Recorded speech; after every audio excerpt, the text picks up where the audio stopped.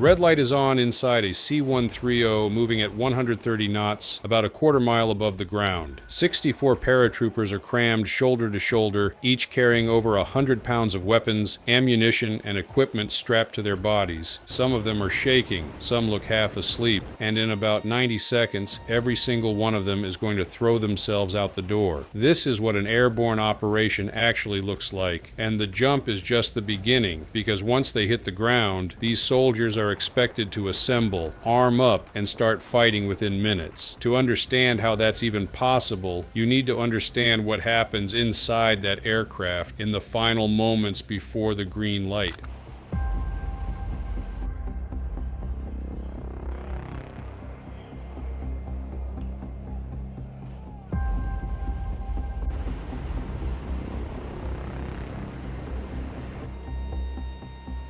It starts with a sequence of commands that every paratrooper has drilled hundreds of times. The jump master shouts, "Stand up," and the cabin erupts as 60-plus soldiers echo it back. Then, "Hook up," and each one clips their static line to a steel cable running the length of the aircraft. That static line is everything. It's a 15 to 20-foot cord that connects the parachute pack on their back to the plane itself. When they jump, their body weight pulls the line taut, rips the parachute out of its container, and deploys the canopy automatically. There is no pulling a ripcord. The system does it for you, which is a good thing because at 1,250 feet above the ground, you have roughly 4 seconds before that canopy needs to be open and working.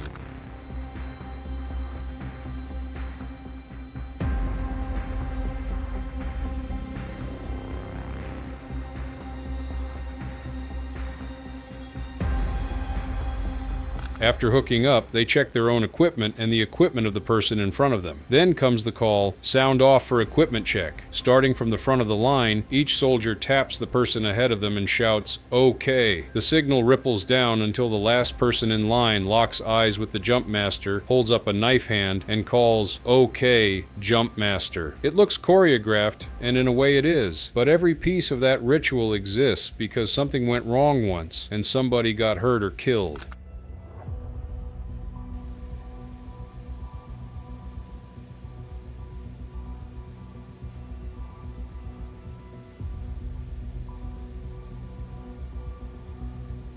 Then the door opens. Wind fills the cabin. The jump master leans out, scanning the drop zone below, checking for other aircraft, confirming they're over the right target. A red light glows above the door. At 30 seconds out, it switches to amber. The first jumper turns to face the open sky, and then it goes green. The jump master slaps the first jumper on the back and shouts, "Go!" From there, the line moves fast. Soldiers shuffle to the door, hand off their static line to a safety, make eye contact, and step into nothing. One after another, alternating sides of the aircraft, they file out at roughly 1-second intervals. In a well-drilled unit, an entire stick of 64 paratroopers can be out of the plane in under a minute, and then they're falling, but not the way you'd think. There's no stomach-dropping roller coaster sensation.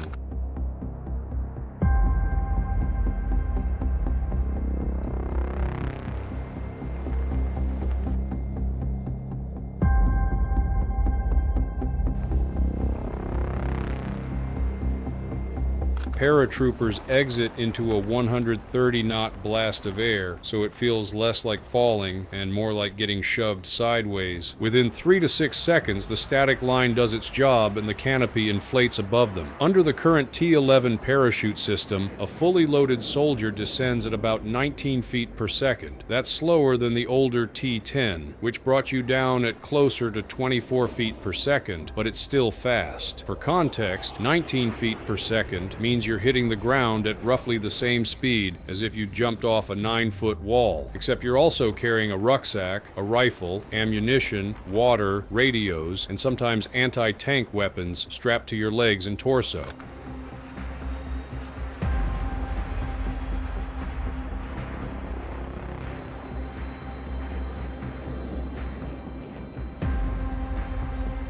That landing is where a lot of injuries happen. Paratroopers are trained in something called the PLF, the Parachute Landing Fall. The idea is to distribute the impact across 5 points of contact. Balls of your feet first, then calves, then thighs, then buttocks, then the muscles along your upper back. Done right, your body rolls like a rocking chair and absorbs the shock across the entire side of your body instead of slamming straight into your knees or spine. Done wrong, or in bad conditions like high winds or rough terrain, you can break ankles, compress vertebrae, or get dragged across the ground by your canopy before you can release it. But the landing isn't the mission is what comes after, and this is where airborne operations get interesting, because once a paratrooper hits the ground, the clock starts. We cover stories about what military life actually looks like every week. If that's your thing, hit subscribe.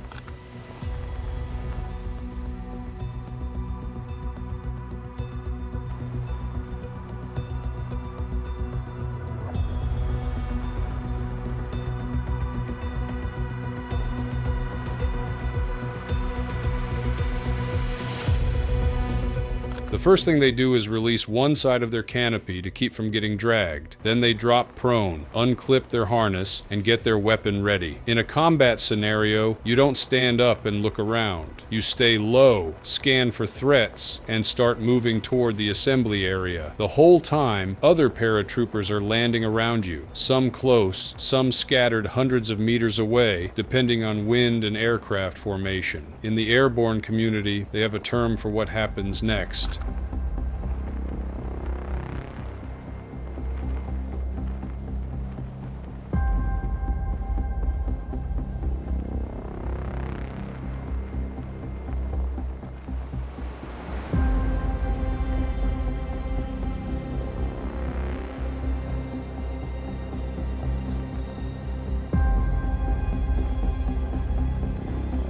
LGOPs, little groups of paratroopers, because no matter how well you plan a drop, soldiers end up spread across the drop zone. So the doctrine is simple. Find the nearest friendly soldiers, form a group, figure out where your unit is assembling, and move to it. In good conditions, that assembly can happen in minutes.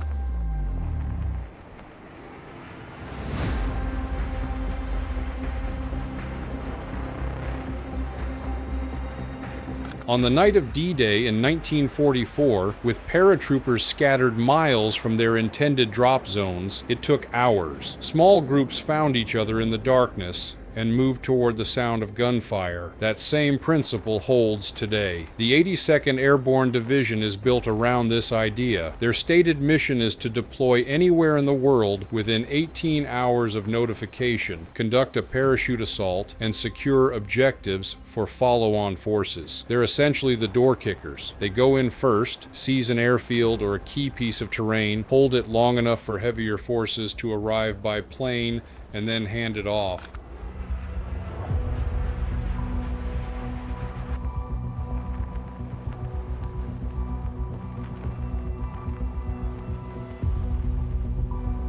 The whole thing depends on paratroopers being able to go from sitting in an aircraft to fighting on the ground in the shortest possible time. The last large-scale U.S. combat jump happened in March 2003, when about 1,000 paratroopers from the 173rd Airborne Brigade jumped into northern Iraq as part of Operation Northern Delay. The C-17 transports dove from 30,000 feet to roughly 600 feet above the drop zone. The soldiers landed in knee-deep mud, each carrying about 120 pounds of gear. Their mission was to open a second front and tie down Iraqi forces in the north.